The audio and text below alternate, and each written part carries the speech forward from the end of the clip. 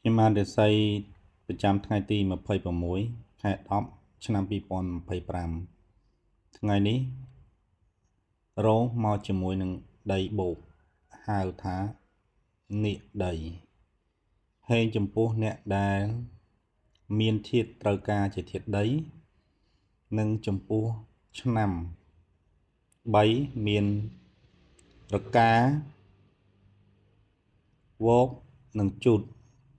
ដែលឆ្នាំទាំង3នេះបើសិនបើត្រូវជាមួយនឹងធាតុដី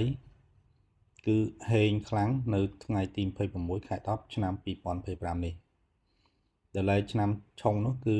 ឆ្នាំចកើតនៅក្នុងឆ្នាំ1982ហើយដល់ឡែកខែចថ្ងៃចនិងម៉ោងចគឺអត្តន័យនៃការឆុងដាច់ដល់ឡែកទៀតចំពោះឆុងលៀបពណ៌និយាយដើមឲ្យទោសគឺជាគូស្នេហ៍របស់ចគឺថោះបាទខ្ញុំសូមបញ្ចប់ការអានរស័យត្រឹមនេះ